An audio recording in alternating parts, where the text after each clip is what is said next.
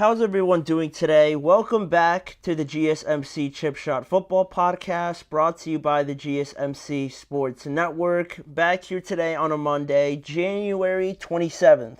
Now, we finally know who the two teams will be representing each conference in the Super Bowl. We got the Chiefs representing the AFC and the Eagles coming out of the NFC. The matchup that we weren't necessarily too excited for, but it's the one that I think was the most obvious to happen. So, with that being the case, we're going to go into this past Sunday, yesterday, and talk about the games, reviewing them, and just giving our thoughts on what we saw from each of the conference games. Also, we're going to be bringing up some more coaching news around the NFL. Brian Schottenheimer obviously being named the Cowboys head coach. We'll talk about that, and also some head coaching news elsewhere, as well as bringing up the Steelers and their progression with Russell Wilson and just that entire quarterback situation in general with their owner, talking a little bit more today as well. So all of that stuff is coming up on today's show, and before we get started, a typical reminder for you guys, if you guys want to get involved with the show with any questions, comments, or opinions you'd like to share, please don't hesitate to do so, because your input, insight always provides us with a lot at the start, but also, just gives a different perspective on anything we're talking about, and it's interesting to know what you guys are also thinking. So whether it's, again, a question, opinion, or just any comment, if you want to make it absolutely sure that it stands out and gets featured on any of the shows, there's an easy way to do that, just by using the Super Chat feature. Click the $ at the bottom of the chat box to send in your Super Chat. In this way, it guarantees that your message gets seen by me. I'll read it out loud, it gets featured on the show, and that way we're able to carry the conversation potentially in a different direction, and we rely on your support to keep bringing you the sports content you love, and we appreciate every bit of it. So go ahead, let us know what you're thinking, hit the Super Chat button, and let's keep this show as interactive and as exciting as possible. Again, get involved with the show, use the Super Chat feature, and click the $ and just let us know what's on your mind whenever you guys are able and are wanting to ask a question or anything like that. So, with that being the case, we're going to start off with, I would say the biggest piece of news in regards to head coaching around the NFL. A lot of news has been coming out over the last few days, whether it be Ben Johnson, Aaron Glenn, being hired to their respective jobs. Liam Cohen, another one that got pretty crazy towards the end of last week as well. But on that topic, on the end of last week, that was when we officially got the news, I believe after we went off the air on this show, that Brian Schottenheimer, the former offensive coordinator for the Dallas Cowboys, was being promoted and hired as their new head coach. And actually today, the Cowboys held the introductory press conference for Brian Schottenheimer, and I don't have any quotes or anything like that because this is still the initial stage of it, and I'm sure we're going to talk about it more throughout the week. But the Brian Schottenheimer era started today, right? Today officially was the start of this, and I'm sure he went into, the overview and everything like that of the position, where the Cowboys are right now, and all the sort of good stuff, right? And, this was something that really picked up steam at the end of last week, where I wanted to believe it, or actually that's a lie. I didn't want to believe it because I wasn't a big fan of this move, but it felt like a lot of reports, a lot of sources were pretty adamant that this was going to get done sooner rather than later, and lo and behold, it was to the end of the week that we saw this officially become, cemented as a real, as a reality, as an actual possibility. So, Dallas, didn't really venture too far after they parted with Mike McCarthy. And, it was said that Jerry and Mike McCarthy couldn't agree on a length of a potential new deal. Their search really didn't go that far, other than a lot of close relationships with Jerry Jones and the organization. You talk about Robert Saleh, Leslie Frazier, Kellen Moore, Dion, all these guys. Pretty close relationship with Jerry Jones. So, and also Brian Schottenheimer, obviously, who was already there. So, a lot of guys that aren't really so much of a reach, aren't really so much of a risk for the Dallas Cowboys, so they kept it pretty close. And at the end of the day, they just promoted from within. And if you aren't aware, Brian Schottenheimer has been involved with the NFL mostly all of his life. He's the son of the late Marty Schottenheimer, and it goes back to he's been really involved and really been in a position like this in 2018 and 2020 when he was calling plays back then for the Seattle Seahawks. But since then, he really hasn't been in that role. And once he was brought in by Dallas in 2022 to be their offensive coordinator, even still, he was not calling plays for them. It was still Mike McCarthy, but Brian Schottenheimer was in there, was involved with running, maintaining the offense, I would say, and his strong relationship with Dak and, the familiarity of still having Schottenheimer around was thought to be a big reason why they just promoted from within rather than, completely stripping everything down and restarting completely. They decided to keep some relationship, some form of continuity in the organization. So that's really where, the logic stands with bringing in Brian Schottenheimer, to have some sort of continuation there with the team from last year. And although that might be true and it sounds logical, right? One thing fans won't be a fan of, though, is that, last week, one of the things that was brought up was that Brian Schottenheimer was not really being sought after, in a sense, right? He wasn't really getting any attention from other teams wanting to interview him or anything like that. So, no team has wanted to interview Brian Schottenheimer actually since 2013, and that was the Jacksonville Jaguars. So since that time, you're talking about like almost 12 years now, and that was a pretty big red flag for a lot of people. I'm assuming Cowboys fans in this regard, just because you're bringing in this guy, or you're talking about bringing in Brian Schottenheimer, and not that it matters what other teams, other people are doing directly, and how it involves you, but you do get a sense, or you do get a tell of how not good he is as a coordinator or anything like that, but just how much you can base a lot off of, the general public, right? If the general public or most people are going after something or all saying the same thing about something, not that it's absolute fact, but you can get a good sense of what is true and what is not true when a good amount of people are saying the same thing, right? At some point, you got to think, all right, well, if so many people are doing something or not doing something, in this case with Schottenheimer, why is that? What level of truth is there in that? And, that's really kind of where we stand right now with that, the Cowboys and Brian Schottenheimer. And then just overall, I'm not a big fan of it. Not really too excited. Pretty disappointed, honestly. And I guess that's my own fault, right, for thinking that the Cowboys would do anything other than just be content with what they've got going on. I thought a rough year, like a year they're just coming off of with injuries and just really not playing too well, I thought that would be something to kind of kickstart them to really take an initiative this year and try and do something different. I don't know, usually when you perform that bad, like you fail a test or something like that, you'd think that the next test to come around, you'd study harder or you'd do something differently, right? Because obviously what you've been doing has not been working, right? So instead of doing the exact same thing and sticking to your norms, I thought, like anything else probably in life, you would try and do something different, try and shake things up. But the Cowboys, were just acting accordingly, I guess, to what we've been accustomed to.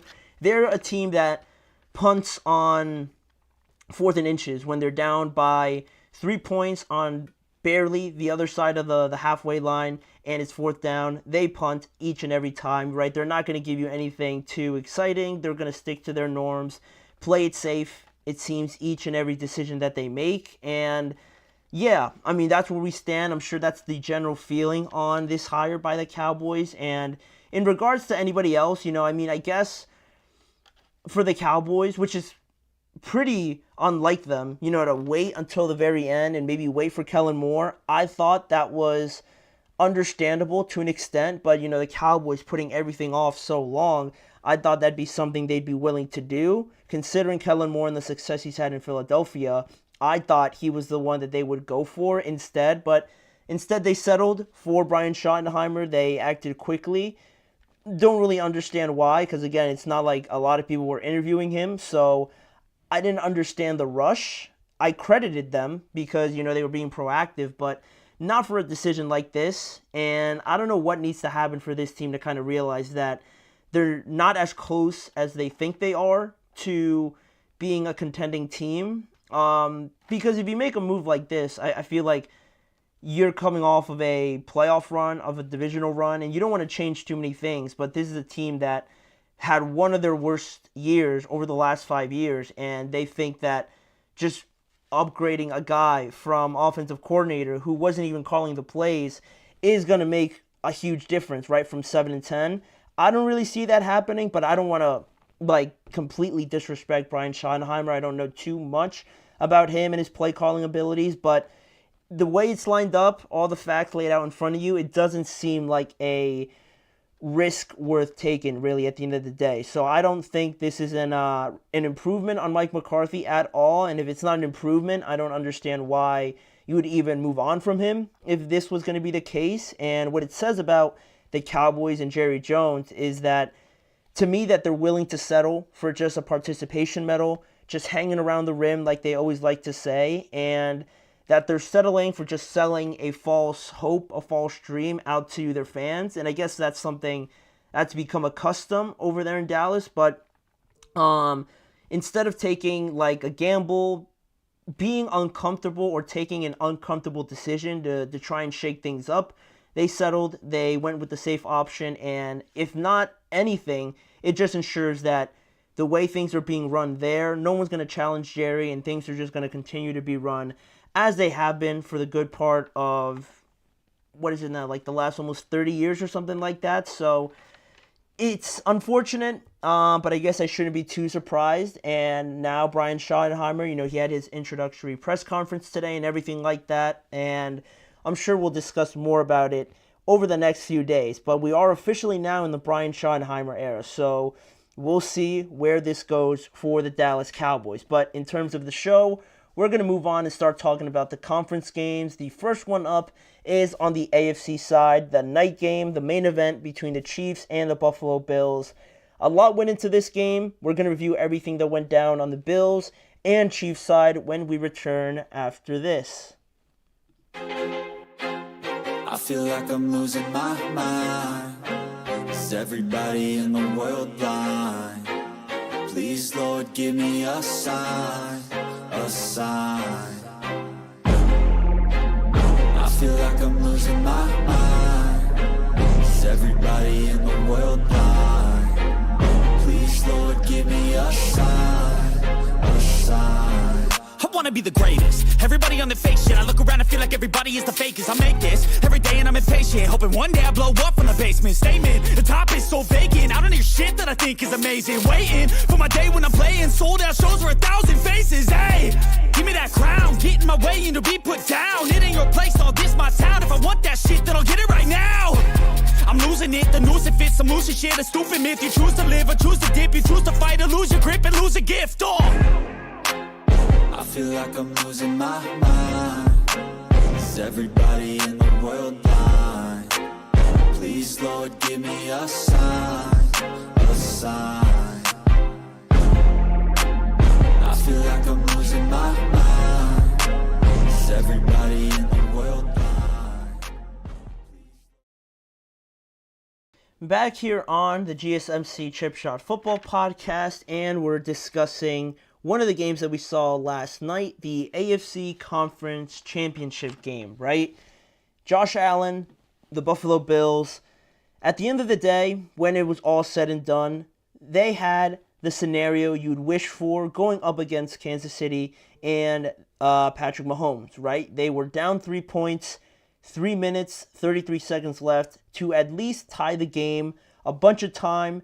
They won the turnover battle again. They were only down 3 points in Kansas City for a chance to go to their first Super Bowl, or I should say Josh Allen's first Super Bowl. And it felt like it was never going to be good enough. Against this level of greatness, unless you seize your moment, unlike the Bills, and how they performed last night, everything was laid out for them. They had their moment to go out there and take advantage of it. But when you fail to meet that standard, and the Kansas City Chiefs are absolutely that standard, it becomes pretty evident in the details and the fine margins of those big moments in games where Xavier Worthy makes the big catch, or you don't convert on a tush push, or you fail to get the Chiefs off the field with like a minute 40, a minute 35 left. All those things end up mattering in the end. And, there's no play that's ever worthless or doesn't really impact the game at all. When you're talking about greatness like this with the Chiefs, almost everything really comes down to, being significant at the end of the day. And it sounds, hyper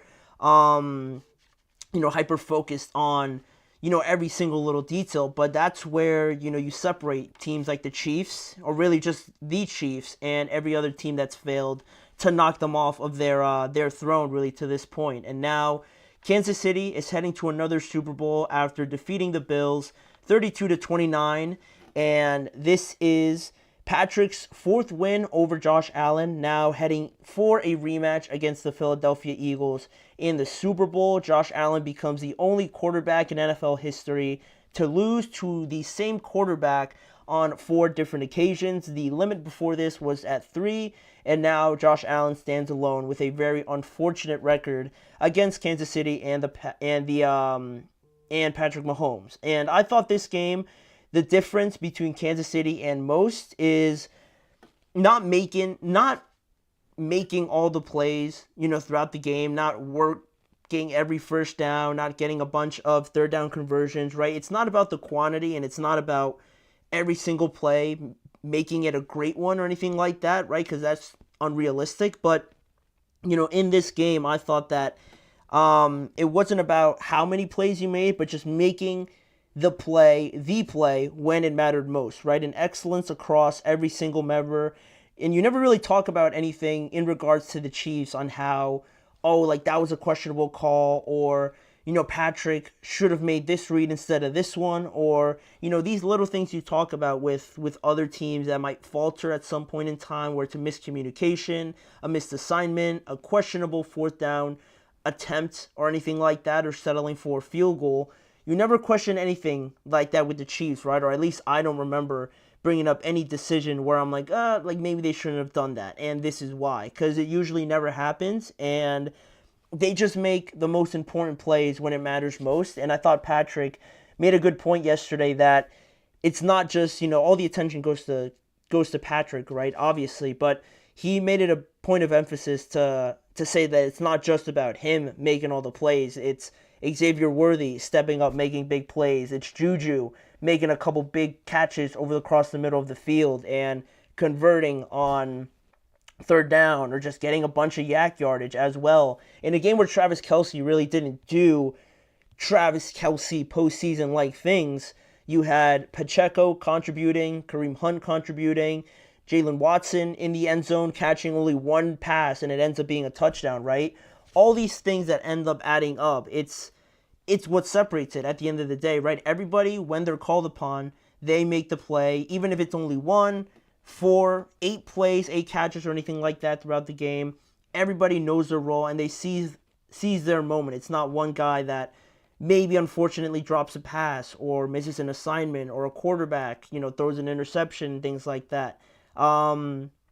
It's pretty remarkable to see, and I picked the Bills to win this game just because I thought it was time for them to, to finally get over the hump, and I thought this was their moment because of everything that they did to get up to here, kind of changing their identity, running a lot of heavy personnel, 6 offensive linemen out there to really build this team to defeat the Chiefs. And I found myself having a hard time thinking of ways to kind of justify this loss for the Bills, and I did come up with some, but it really felt like a game where nobody did anything tremendously wrong, where you can point to the Lamar turnovers or Mark Andrews not catching a ball or anything like that. I felt for the most part it was a pretty clean game overall for the Bills, considering also that they recovered a fumble in the early portion of the game as well. So I found myself having some trouble, but In this game, it was the controversial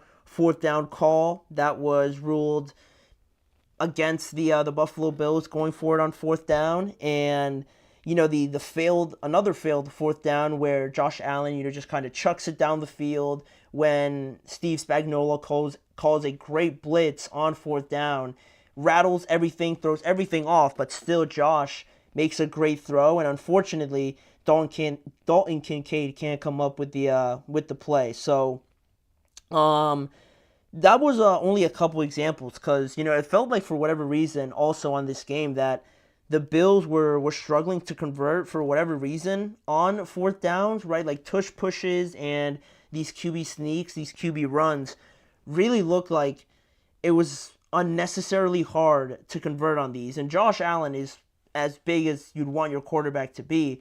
And I don't know, for whatever reason, it felt like the calls, the execution of it just wasn't really there, right? Frame-wise and everything like that. You take him, Jalen, not so much Patrick, right? Because he got hurt one time that he did it. But those two guys you'd think are the most overpowered OD kind of quarterbacks that you'd get every single tush push. And nobody does it quite like the Eagles. And I thought the Bills had the personnel to do it. But that was something that I thought was pretty strange. And, honestly, to another point on the failed fourth down, where they didn't, give them the spot and the Chiefs ended up getting the ball after that.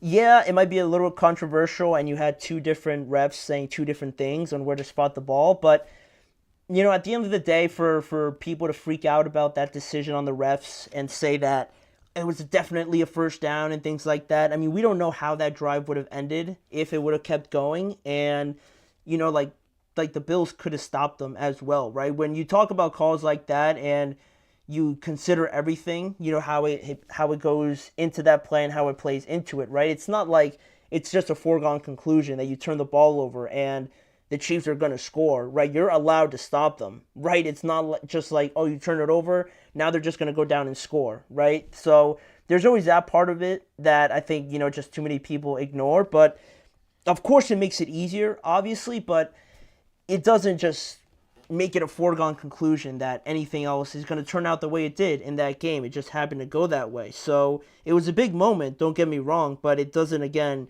just determine the entirety of the game. Because you look at the start of this game as well, and you could easily say that Josh, dodged a bunch of bullets at the start, right? He could have had a couple interceptions. He dropped the ball in a couple times. He was fortunate not to really turn the ball over at all, but the Chiefs could point to all those moments and say, well, we could have intercepted it here. We could have recovered another fumble here. It's not just about, the ref and that one play, right? Because you could pull out a bunch of other things in favor of the Chiefs, or in favor of the Bills, and how, the ball fortunately rolled their way. So, I think that's a two-way street that you could go down, right? When you're talking about hypotheticals that way with the refs or turnovers or things like that. But, towards the end of the game, when Kansas City stopped them and scored to take the lead 22-29, again, like the Bills did an awesome job to answer that and make it 29-29 with a touchdown of Curtis Samuel. So, they were in the game, right? They stopped them, but they were still in this game competing and everything like that.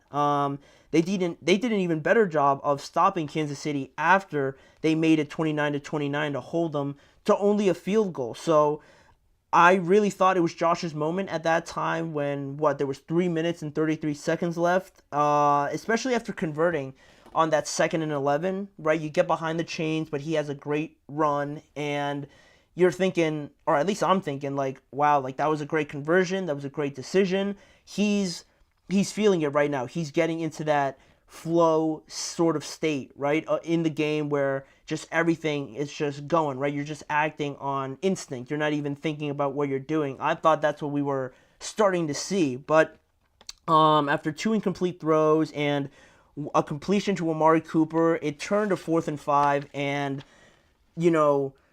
the legendary Hall of Famer Steve Spagnuolo calls the perfect blitz, and he throws everything off for the Bills, right? In that moment, for Steve Spagnuolo to call the exact perfect play to stop, that sort of flow state that it looked like Josh Allen was entering, and completely flipped the momentum at that point in the game, I thought was genius and a perfect call at the end of the day again. And I say that, but the throw by Josh was still so good, and I thought Dalton Kincaid, fair or unfair, I thought he probably should have caught that. It's not to the level of Mark Andrews to use as a comparison, right? But like, it was right there. It was right in his forearms, basically, right? And I know it was probably, he was probably discombobulated, kind of stopping and going back and tracking the ball, but I don't know. It felt like it was right there for him. And he said he felt, awful about it, obviously, after that. It was a pretty painful moment. So it's, it's those margins, right? What separates that catch and the throw, the blitz call and everything like that. It's the victories are found in the fine details for this team, for the Chiefs, and where the Bills, failed to execute on maybe realigning the protection or failing that fourth down, not getting that catch, right? That 50-50 catch with Xavier Worthy that I mentioned before. The Chiefs never failed to execute on those opportunities, right? And I did feel bad for Josh because, I don't know what else you could do.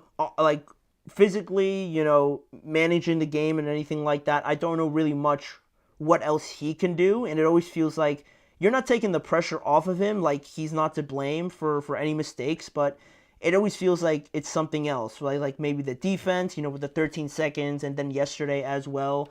Or it might be like a drop or a missed field goal, right? You always feel for Josh. And, especially yesterday, he looked really defeated, more so than, any other game I've seen. So I did feel bad for the Bills and Josh in that respect. But when you take it onto perspective again, and I'll use this to close it out, right? Like, the Bills won the turnover battle again.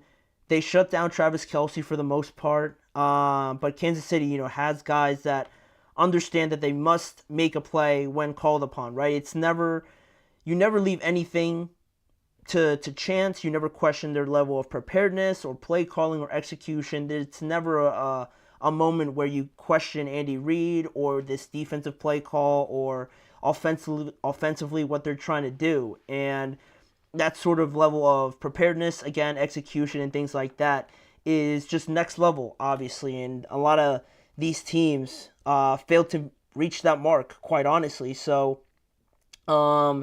it was also that, and the Bills defense, giving up 30 points to this Chiefs team that hadn't scored 30 points all season long is another thing that you could point to. But yeah, it's tough at the end of the day. The Chiefs win by the final, dare I say, much more talented team. Is that crazy to say? In the Eagles? I don't think it's that crazy, but we'll do a lot more comparison on those two teams as we get closer to the Super Bowl. But for right now, mentioning the Eagles, we got to get to their game and their complete domination of the Washington Commanders. It was close for a little bit in that first half and a little bit of the third quarter, but the Eagles end up running away with it, scoring 55 points and punching their ticket to another Super Bowl. So we're going to dissect that game when we return after this break.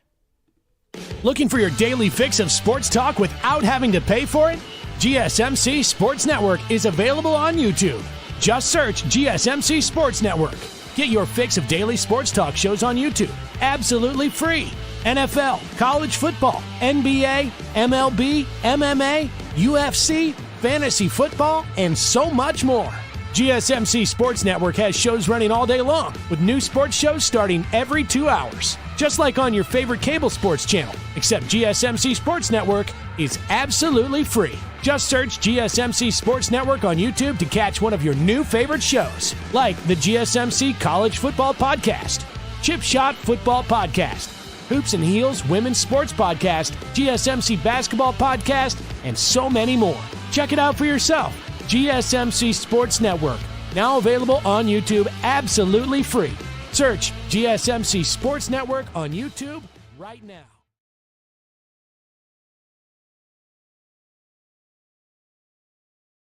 Jumping back into the action now and looking over the second conference game that happened yesterday. The first game, actually, yesterday was the Eagles and Washington. And with this game, the level of familiarity you have with your opponent, right, playing them 3 times already this year, once in Philly, once in Washington, right, they've split it so far, and this was the rubber match back at Lincoln Financial Stadium.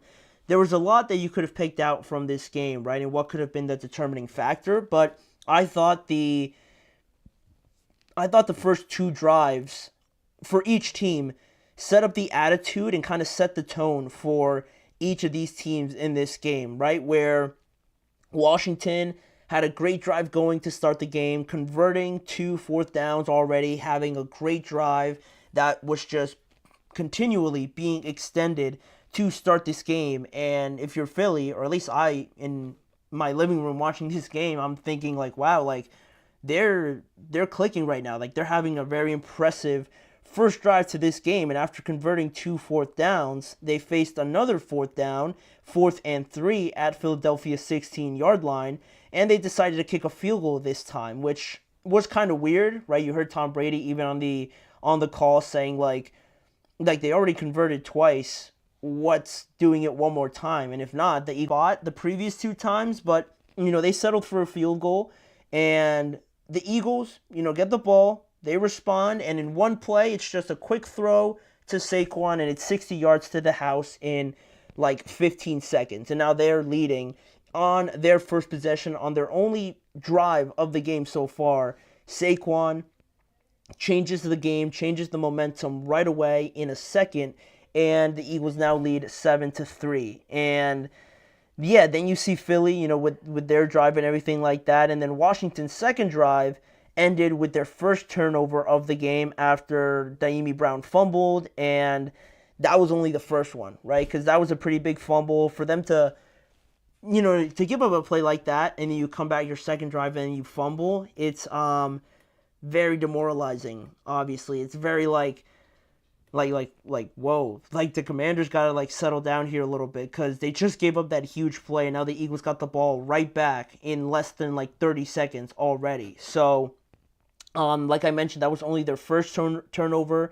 They ended the day with 4 of them, and all of them ended with a touchdown by the Philadelphia Eagles. 27 points total would have been their score without these touchdowns, potentially, right? I say potentially just because you don't know, again, how the game would have shifted if they don't score these touchdowns, but you take away 4 touchdowns from 55 points, and that's a pretty big difference, obviously. So a lot of people, including myself, are going to point to the turnovers, right, being the main factor as to how the Commanders, just kind of fell apart in this game. But, the next takeaway that I wanted to bring up was that Saquon only carried the ball 15 times. Still impactful, he still scored 3 times for crying out loud, and had I think over 100 yards if I'm not mistaken anyway. But I thought Jalen Hurts again shut a lot of people up with 246 passing yards, 4 total touchdowns, 3 rushing touchdowns for him as well, and a quarterback rating of 110. And there was a couple of impressive throws in man coverage on Marshawn Lattimore. A.J. Brown just running a go route. A.J. Brown beating Marshawn, and Jalen dropping it in the bucket perfectly for him. That was a huge play on 4th and 5, I believe. Also, the touchdown throw to A.J. Brown looks easier than it actually was. So for Jalen to put it in a good spot was huge. And again, he had a nice connection with Dallas Goedert going, and a couple throws in zone coverage, a couple of just man beaters on one-on-one routes were very impressive. And I thought yesterday was Jalen's best game of the postseason so far. And he also had a nice throw to Devontae Smith on the sideline as well. And again, all this says to me about Jalen, and for anybody doubting him, and I'd admit that I had some doubts going into this on Jalen as well, but really my overarching thought on Jalen was that just because they don't do it doesn't mean that Jalen can't do it, right? It doesn't mean that he's incapable of finding the open guys, taking advantage of having 2 great wide receivers to his use on this off run. Jalen is very capable of doing that. It's just not how they play. So I think a lot of people just kind of overblow it to an extent. But, Jalen, I'm sure, has no problem in showing his skill set like he did yesterday. So that was very impressive. And Philadelphia's 55 points, like I mentioned a little bit ago, were the most points scored ever in a conference title game. They scored 8 touchdowns and 7 were on the ground. They were rushing. And this was the first game that I thought Washington was sort of exposed for their bad run defense, and also just exposed as the underdog, I guess you could say, right? The team that not a lot of people expected to be here, a team that relied on playing clean football and sticking to their game plan, right? Not venturing too far off of it and taking calculated risks on fourth down, right? They kind of went away with that in this game, right? Whether it be not going for it to start the game and settling for a field goal right away, or it's all those turnovers that they had. And, at that point, right, you're really putting yourself in a very difficult spot, because even if they did play perfect, no turnovers, and they converted like all but maybe 2 fourth downs or something like that, it still was going to be extremely difficult for them to win this game. But at least they gave themselves a chance, and they did give themselves a chance when it was 12-20 at one point, but then they fumbled again, and you're just like come on, like you can't just keep like selling the game like this. This is crazy. And then they almost held them to a field goal when it was 12-20, but then their rookie cornerback, Mike Sanders, hit Saquon out of bounds too late, and then the flags come in. So when you make a big stop like that, and then you just give them another first down on a play that was, rightly called, it's not like it was a bad call, you're just like really holding yourself back from salvaging any sort of, relief from the first half. And then they end up scoring on that drive. It was a tush-push touchdown, if I'm not mistaken, to Jalen Hurts. And, at that point, going into halftime, you're thinking, like that was rough. Like, that was really, really rough. Because the Commanders played, like I said, like the 6th seed. They played like they had nothing to lose, and the occasion felt like too big for them, right? Where the Eagles were hitting on everything that they set out to, right? They were forcing fumbles. They were making big plays.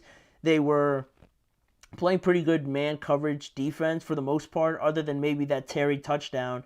They were pretty locked down for the most part, and they sacked Jaden Daniels on 3 occasions. That's 3 more times than he, I think, was even sacked at all this postseason, or maybe he was sacked only once going into this game. But still, this Eagles defense was very impressive on the day. Zach Bond continuing to show why he was an all-pro this year with a forced fumble, recovering a fumble as well. And not only him, but guys like Oren Burks, who maybe a couple of you don't know who that is, but stepping in for Nakobe Dean, right, from the special teams, right, being promoted to a starting role and making a play like that is obviously massive. And Quinyon Mitchell getting his first interception of his career, or of his postseason career, that was another big play. And Jalen Carter disrupting everything. Jordan Davis getting a sack. Nolan Smith as well.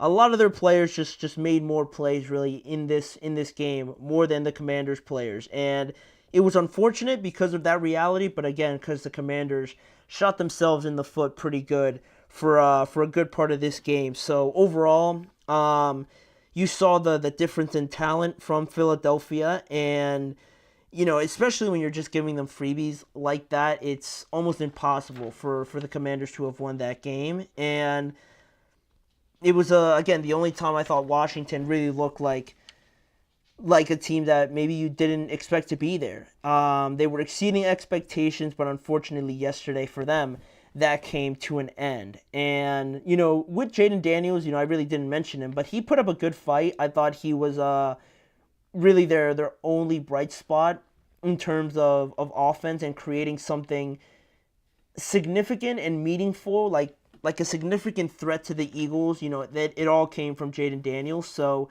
I thought he played pretty well. But all their weak points showed as well in this game, like their offensive line. the lack of weapons, also you could say, right? Terry went through a pretty decent cold stretch there where he caught the touchdown, but then after that, they weren't really getting him the ball as much as I'm sure they would have liked to. The Eagles kind of got it into gear in terms of covering him, so they kind of struggled to get to him. That's why, they need some more weapons. The run game went missing with Brian Robinson and Austin Eckler. Their defensive line struggled without Deron Payne, so I would like to see them, just kind of not revamp this team, but just get it a bit more, sturdier, get it a bit more support this offseason and get guys to fill, those second wave of player sort of roles where you have more defensive linemen to rotate in, or you have another great wide receiver like T. Higgins or something like that in free agency, right? I think they need that to take that next step. And they're going to be competitive next year, no doubt, but I just feel like they definitely need to improve upon this, right? Not just settle like we got Jaden Daniels and that's it, right? We're just gonna win games, right? They got to help them out as much as possible, and if they do that, the sky's the limit for this team, obviously. And they got one of the good ones, I truly believe, in Jaden. So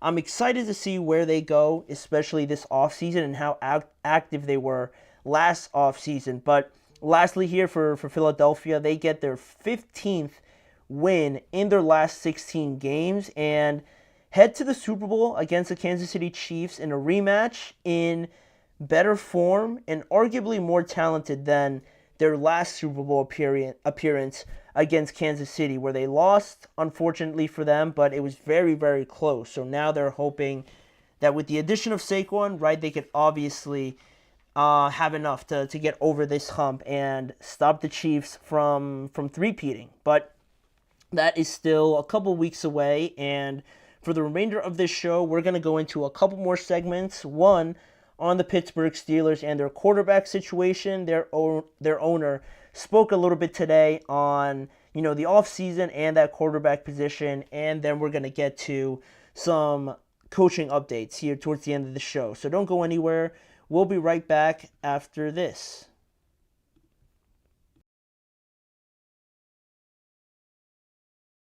For the best and latest podcasts available anywhere, go to the podcast app on your cell phone and type in GSMC to access free content-rich podcasts on health and wellness, book reviews, sports, entertainment, relationships, social media, movies, technology, finance, and even weird news. Subscribe and download the GSMC Podcast Network's family of shows, available everywhere podcasts are found.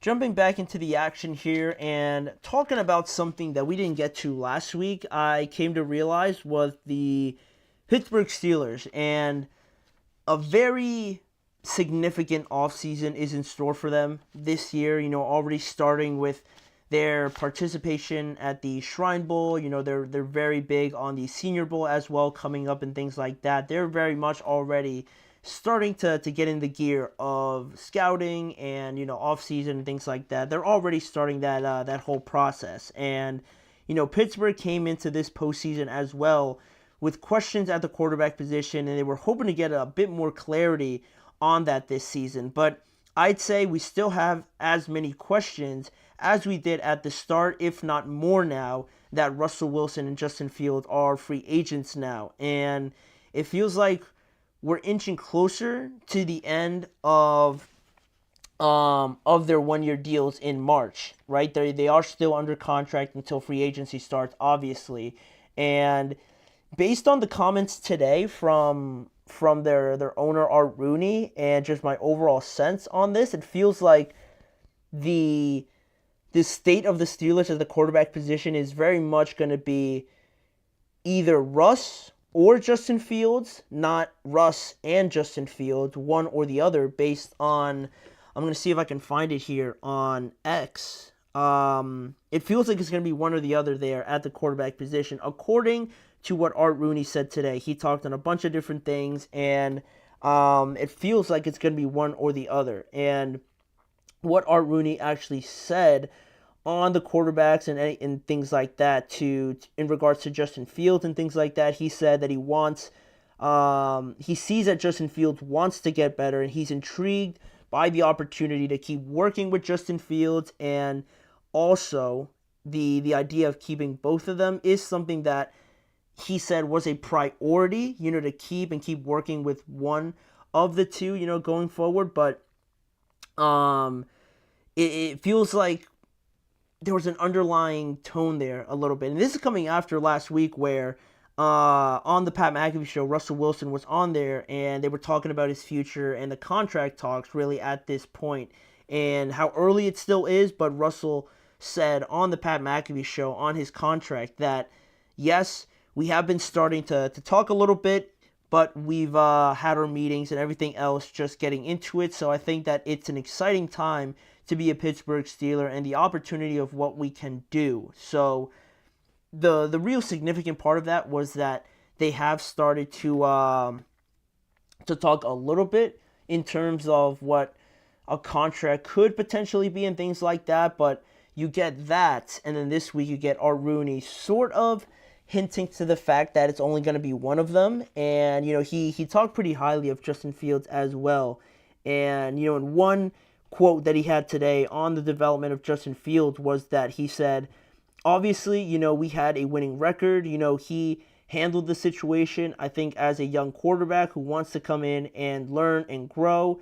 And I think he did grow. And I think he does have that mindset that he wants to get better. So I think that, that makes you feel like you want to potentially work with him again in the future. So advertising Justin Fields and advertising Russell Wilson, at least from Russ's point of view, has been going in a pretty positive direction right now for the Steelers. And also you had before Mike Tomlin mentioning how he saw Justin Fields perform like a starting quarterback at this point, during this last season. He said that he felt that Justin showed that he could be a starter in this league, and he did get the first crack at starting, at the end of the day, and he went 4-2 before Pittsburgh went to Russell Wilson. So there was a ton of excitement around Justin, and there really wasn't like a huge cry for the Steelers to bench Justin at that point in time. Yes, it was a little bit rough, and yes, you did have your questions with the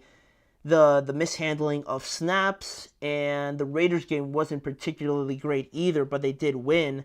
So, there was some bumps and bruises in, again, the first year of this experience. But even still, it wasn't like a lot of people were screaming to get Justin Fields out of there. Again, it was just a hunch decision by Mike Tomlin that did end up turning out pretty well at the start because Russ won his first 6 of 7 games. But then after that, not just on Russell Wilson, but the entire team, they went on that 5-game losing streak. And now, because Russ is the quarterback, right, obviously, a lot of the attention goes to him, on the offensive side of the ball and the falling off the cliff that they had. That there are some questions with Russ, and, you always bring up the lack of mobility and the Steelers' offense being so predictable and things like that. A lot of that, unfortunately, falls to Russ. So, I guess the factors to consider here with Russell Wilson and Justin Fields is, first and financially, how much are the Steelers willing to give Russell Wilson, and Justin Fields as well, or one or the other, right? You also have to consider that Justin Fields has probably more of an outside interest in his services rather than Russell Wilson. So that's something else you have to consider, right? If you're the Steelers and you offer him this amount of money and this other team offers him a lot more money and probably guarantees him to be their starter, how does that impact, your game plan going forward if Art Rooney, with what he said, and we're assuming, obviously, right, with his comments that he wants to keep Justin Fields potentially over Russell Wilson, but they're not able to do that, right? They gotta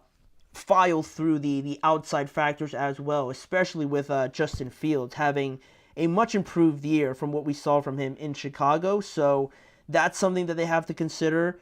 You also have to consider the fact that Russ, might be taking less money if he's open to doing that. And if he does come back on a very team-friendly deal, maybe say with Justin Fields as well, then is he open to the possibility that this could be an actual quarterback competition, not just the fact that he's named the starter, regardless of anything, right? Is this actually going to be a quarterback competition, and is that something that Russell Wilson would be open to, right? Or is he going to be,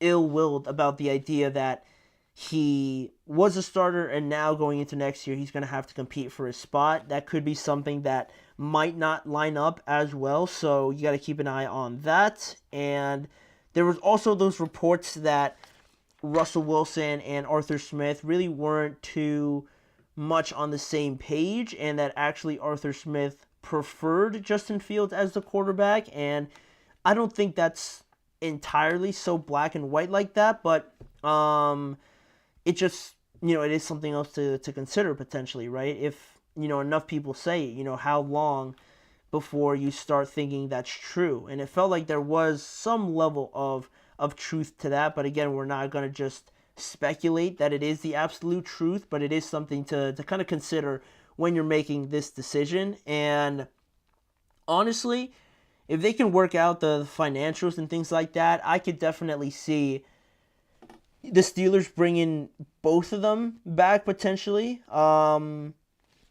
If the financial side is very much in their favor, I think if Russ takes a pretty cheap and friendly deal, almost to like the level they did this year, the Steelers would have no problem in bringing both of them back. But the way that, again, Art Rooney was talking today in his, I guess, end of the year statements to the media, he mentioned how he would like both of his quarterbacks or his quarterback room next year to have a lot of the same characteristics, right?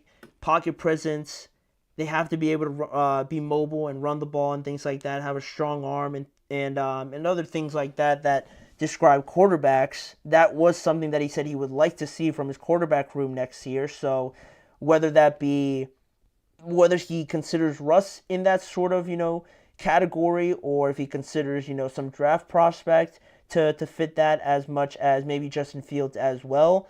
There's a lot of things to consider here with the Steelers and the quarterback position. And, in that sense, what sort of quarterback are you looking for in the draft also, right? You can say you want someone like that, but does that mean like a Quinn Ewers, or do you try and go for Jalen Milroe potentially? He has a lot of characteristics similar to Justin Fields. So is that something that you would even explore, or like a Jackson Dart from Ole Miss? I think that would probably be their best option, in my opinion, right? Maybe he's there till the third round, and you can, pick him at that point. But I think using a second-round pick, definitely not a first-round pick on a quarterback, is still a little bit early, especially for a draft class that's definitely not as high on the quarterbacks as it was yesterday. So you don't want another, no offense, another Kenny Pickett situation where you just draft one for the sake of drafting one and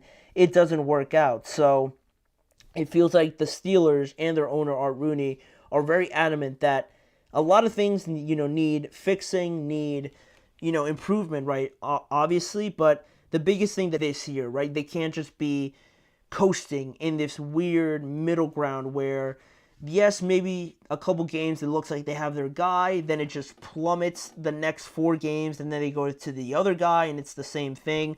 You can't keep having these waves of up and down, because for the most part, usually when they hit their worst form, that downslide is around the playoffs, and they go home in the first round. So I'd like to, if you ask me personally, I would like to see Justin Fields get the opportunity, because you still don't really know what you have there with him because you decided to go to Russ. And I think what you saw from Russ is as good as advertised as what you're going to get for him going forward. Whereas with Justin, I still think there's some things there that you could potentially unlock and just tighten up a little bit more. Because he's still so young, I think he's still only like 25 or 26, you can still work with him to that extent. And get him to still incline, still progress at this point in his career. It's not like he's all set and done like potentially Russ is. So, I'd like to see him go with Justin. I feel like he has really not done anything to lose that opportunity. So that's what I would like to see them do. And then explore your options at a quarterback, potentially in the third round, because I'm also not a fan of the free agent options out there, but that's just me. But we'll see. I mean, the Steelers are very much in the thick of things right now. They're not just looking at quarterback, obviously. They're doing their due diligence at a bunch of different spots. So we'll see where it goes from here with the Steelers. But in terms of the show, one more segment to get to. Just a quick update on a bunch of hires in the coaching realm in the NFL, from Robert Saleh, Joe Brady, Kellen Moore, all these guys, and where they could potentially be playing, or not playing, coaching next season in 2025.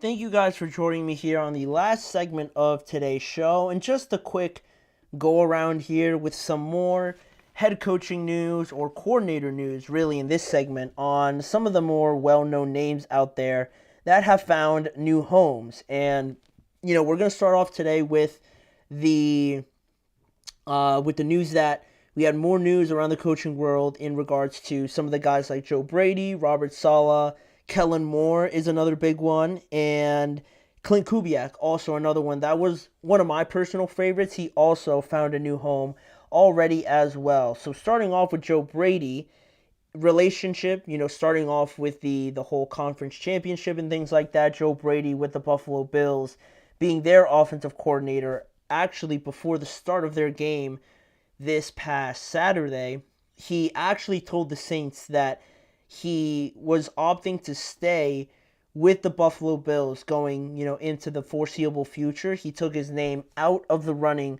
for their potential head coaching opportunity and just said, basically, like, no thanks, that he is going to be staying with the Buffalo Bills. And, I don't know how much longer he's going to stay with them. I actually don't know how long his contract runs, but he was supposed to have a second interview this week with the Saints, and with the Saints being the only team remaining without a head coach, right, I thought that could have been a perfect place for Joe Brady to go and potentially be hired. But after, the news from Dallas and them hiring Brian Schottenheimer, the Saints still remained with Joe Brady and a couple other candidates out there. I thought Joe potentially could have been there as an ideal candidate, but from the news and everything like that, Joe Brady is opting to stay in Buffalo, and I think more so now that they ended up losing this game. I'm sure a lot of those guys, after they get over the pain of losing, obviously, because it was a brutal one, I'm sure a lot of those guys are going to be more amped up than ever to come back and feel like they have unfinished business, basically. I feel like a bunch of them, if not the entire organization, is going to feel like that. So it doesn't really surprise me if I put it like that, but I was really looking forward to seeing Joe Brady as a head coach, because he's had a pretty fast rise after being promoted halfway through last season to offensive coordinator. And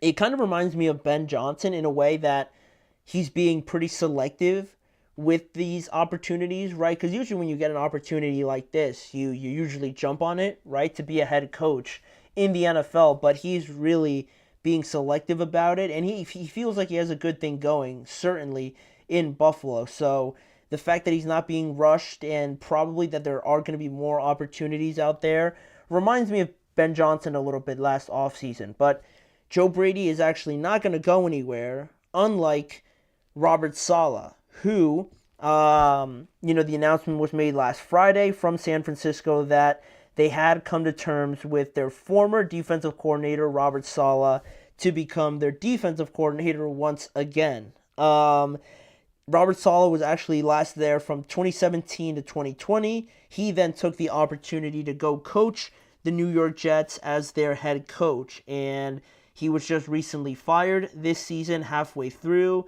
He joined the Packers for a little bit there for the ending part of the season, but now, going into this offseason now, he had a lot of interest really from the Jaguars. He also interviewed with the Cowboys, but nothing really came to terms or nothing really matured from that point. He just had the interviews and nothing really developed from there. And on that, I started hearing more rumors on the 49ers being interested once again, especially after they parted ways with their defensive coordinator this year, Nick Sorensen, in one of, or not his first opportunity of being a defensive coordinator. Let's just say it didn't go as dominant in a way as you would have expected for this 49ers defense. So you started hearing more rumors about Robert Saleh and going back to the 49ers, but they made it official last Friday, and now Robert Saleh will be there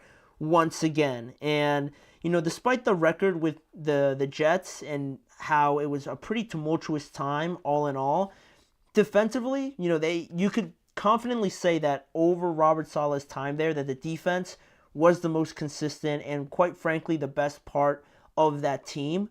So the fact that he's going back and just being a coordinator, right, just solely focusing on defense, I think is an awesome opportunity. And he'll take over a very familiar group with Nick Bosa, Fred Warner, Travarius Ward, all still there. And, he had a lot of success with this group. And I think this is something that the 49ers needed, with someone that's very familiar to them, someone that's experienced now with head coaching and as a coordinator. They made it to a Super Bowl in 2019 with him, unfortunately. With the background, I guess I would say, just all in all, to come in and kind of settle things down there for a defense that I thought really underperformed to the level of talent that they have. So I'm excited for that. Usually for reunions like this, I'm not too big of a fan, but I think Robert Saleh going back is going to do that 49ers defense a lot of good rather than just the same old, same old. I think that it's going to be a great move. And then, staying in the NFC West, the Seattle Seahawks also announced that they are hiring a new offensive coordinator in Clint Kubiak. He will be their new offensive coordinator after they fired their former coordinator, Ryan Grubb, after only 1 year. And one reason for that, you could say, was that Mike Macdonald, the new young head coach for the Seahawks this past season, who did a phenomenal job coming over from Baltimore, he said that he wanted to run the ball more efficiently this year. The Seahawks ranked 28th in the running portion of the stats, so that's obviously not good at all. So he kind of laid that out there, and you could take it as a potential reason why they decided to move on from Ryan Grubb, despite the fact that Jackson Smith-Njigba had a breakout season and that he played as their best receiver. They said that they wanted to run the ball basically a lot better. And Clint Kubiak, I thought that was doing very well in that department when it came to the start of the season, right? They had big games against the Panthers. Again, all in all, knowing what we know about the Panthers, but also against the Cowboys, pummeling them in Dallas, of all places, as well, and having a huge offensive performance as well, and almost beating the Eagles right after that.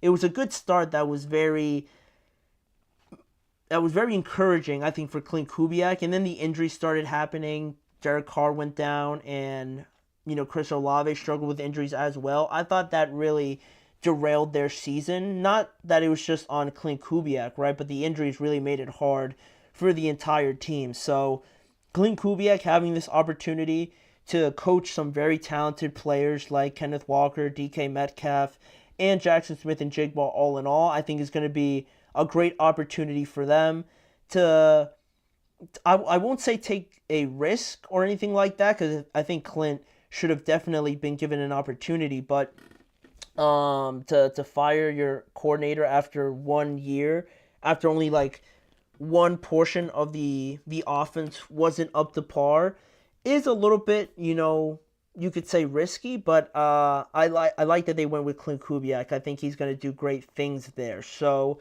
they decided to go in this direction. And then lastly, what I will mention is in relation to what we saw yesterday, NFL media reported that the New Orleans Saints are likely going to fly out today to Philadelphia to conduct a in-person interview with Kellen Moore for their head coaching opportunity. And they're allowed to do that during this off week between, the Pro Bowl and the players actually reporting for all the media activities they do in the lead up to the Super Bowl. This week, they're actually not doing much. So the Seahawks, according to NFL media, were actually going to go fly out there and have an in-person interview with Kellen Moore, which I think says a whole lot about who they want to be their head coach next season, right? Because Mike McCarthy is also set to have another interview with them this week, and the Saints did request an interview with Cliff Kingsbury, but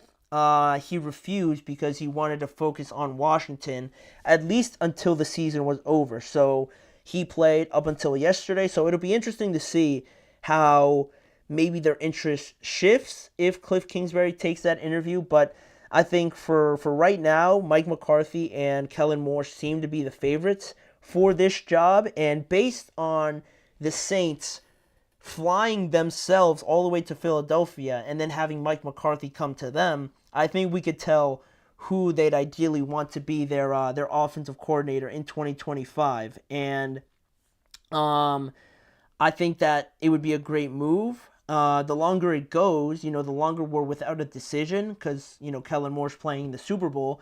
I think the longer we push it to the Super Bowl and we stay in this state of not knowing who the Saints are going to hire, I think that pushes it more in favor of Kellen Moore. Because if they want to hire Mike McCarthy and they think he's the guy, they don't have to wait, obviously, because Kellen's not going to be able to take a job until after the Super Bowl. So they have that. So that is something else to kind of keep an eye on if you're a Saints fan, or if you're just wondering why the Saints haven't hired anybody.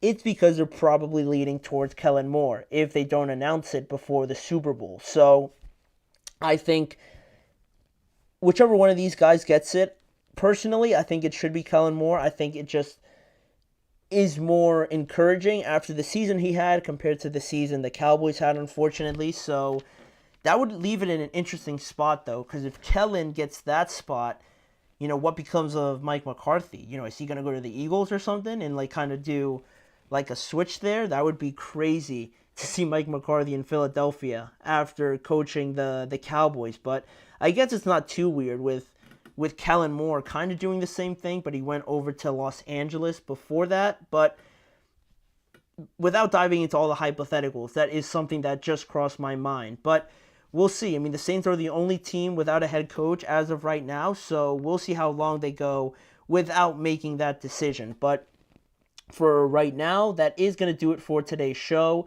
I want to thank you guys for joining me on today's episode of the Chip Shot Football Podcast. And please remember to like, follow, and subscribe to the show, as well as following the network on all forms of social media. You can check out more of the Chip Shot Football Podcast on the Sports Network channel and the GSMC Podcast Network channel on YouTube, where you can catch more YouTube shorts, more coverage just around the NFL, really in general, with breaking news, reviews, previews, and just discussion points around this league with myself, Manny Maradiaga as your host. And as a final reminder, I'll be joining you guys again tomorrow at the same time at 6:30 p.m. Eastern Time for another live show. So make sure to come back tomorrow and join me for another episode of the Chip Shot Football Podcast.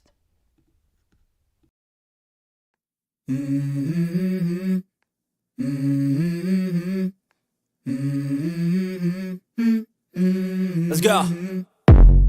I wake up to a little bit of drool on my pillow, feel like it's gonna be a bad day. Yeah, I'm tired of shit, and the coffee ain't hit yet.